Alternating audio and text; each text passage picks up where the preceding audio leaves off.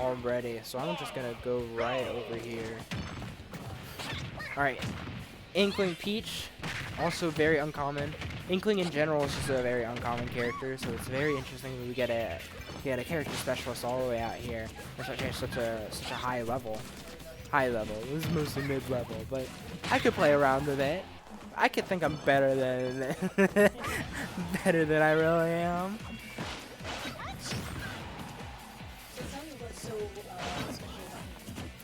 Okay, Inkling has a very interesting mechanic in this game. So you notice how some characters get this ink factor all over them? Like Peach will all of a sudden become covered in yellow ink. That basically means that Inkling gets a damage buff. More ink on the person, the more damage Inkling starts doing. And you'll see it if he gets Rye like covered completely yellow, how fast Inkling starts racking on damage than normal. So it's kind of like little lights on the sudden starts burning up.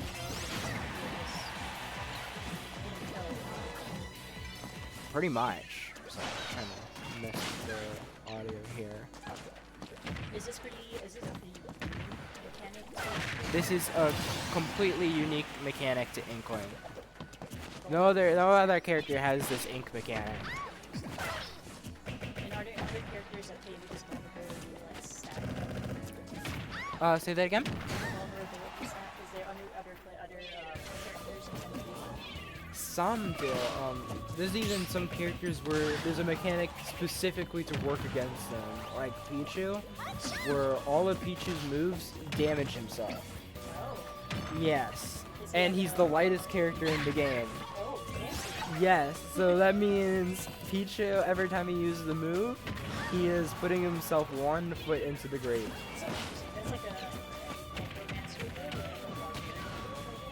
I would The know. more, I guess I just think of like other games where in general, like the more you can defend yourself, the more powerful you are. Sorta. In this game, rage is not that big of a factor. It can work out, but Pichu already can kill pretty well in general. In this case, I would consider Pichu as a glass cannon, where he explodes you, but he explodes back if you hit him. Yeah. Alright. So Pichu well, actually it's neck and neck. It is quite neck and neck. But if I could talk about Peach's mechanic, she has this very own float ability. I'm sure you've seen it, where she just kind of hovers around and does this weird thing. You see that? That basically gives her like, see how she's like floating just an inch over the ground like that? It gives her access to her aerials basically in the air. It also she can kind of fly around.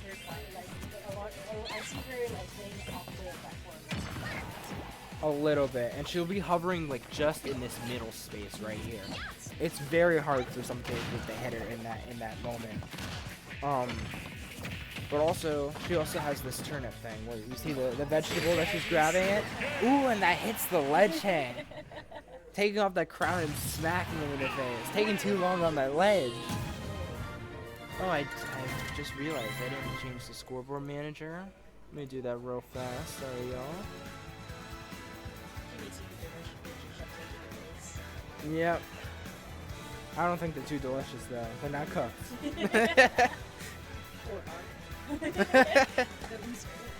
They got faces. Also, what I was getting at with the turnips, their faces are different. And some of them are very, very strong.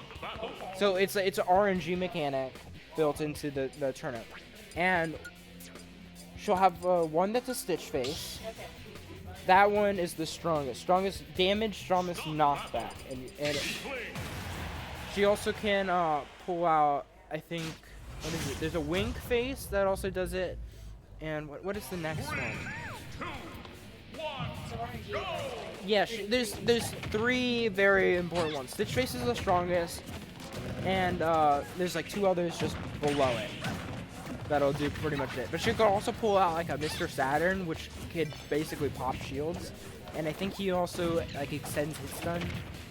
But that's getting too complex. We were. No, but it's interesting. Well, yeah. It's also interesting because again, like I didn't notice that I just saw her. Some of them are the same. Like you can see that guy right there. That's just a normal turnip with the smiley face. But yeah. Basically, her turnips are broken regardless whether they kill you early or not. Because what she does is she changes the turnips together and another fair in the face. But you'll see, Rai is very good at these turnip combos here. Just hovering over with a down air. Also with this float mechanic, normally I would say Peaches would be the worst character in the game, but because of float, it makes her like top 10. It's very interesting because all their moves technically are bad moves, but because of how float works, she cancels some of her moves.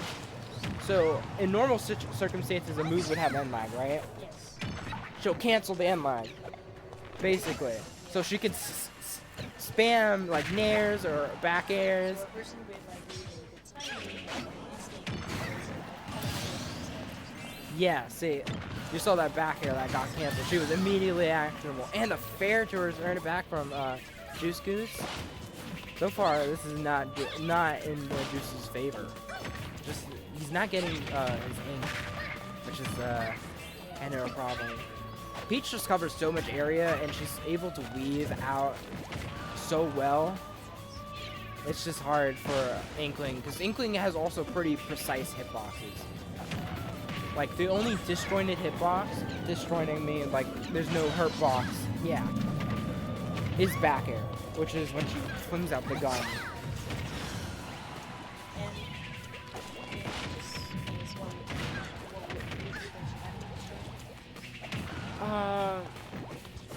I don't exactly know. I think she has big hitboxes. She just has big hitboxes that she's capable of spacing out, but she's still attached to some of these hitboxes. Oh, trying to catch that nair, cheeky. Oh, that just completely missed. Okay, well, ledge trumping is an interesting. Ooh, just spinning right in Inkling's face. Ledge trumping is.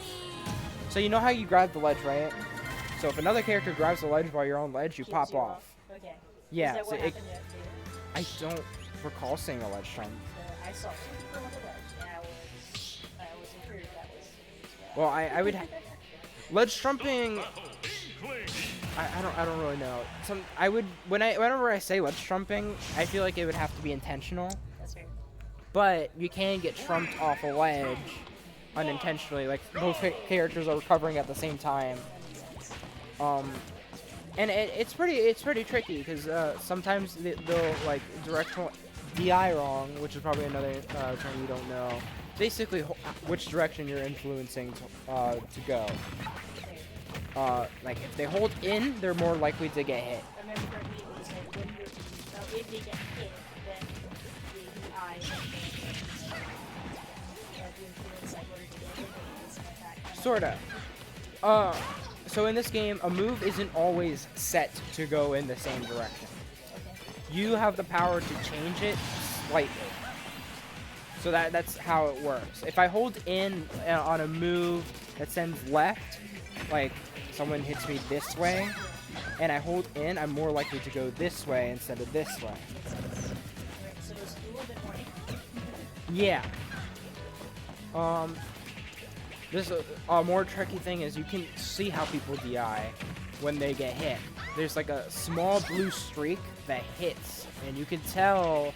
Well, I'll see if I can try to point it out when they get hit. And some moves are a little bit too hard. And the up throw up air. That is also a kill confirm Inkling has. Like it's pretty consistent. As long as she grabs and up throws and up airs, it'll kill all the time. Alright, they're kind of just playing out their neutral. I hope I can show you in a minute. It's easier at higher percents because they have hit stun longer.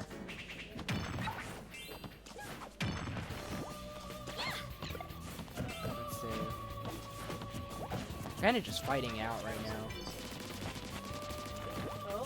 Oh, inked. Not fully, but And so over time the ink falls off, and it doesn't look like JuiceGoose is gonna take advantage of it, which is fully uninked.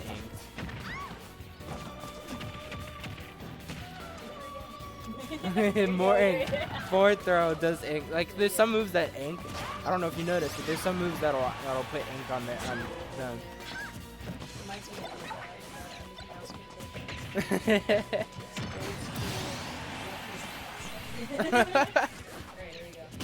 Alright. Oh, that's gonna eat a lot of damage. 0 to 50 and get a scenario. 54, then resetting. Is that gonna be up throw? Up throw, up air? Oh, doesn't kill just yet. Almost there. Now, the problem with Inkling. Inkling is good.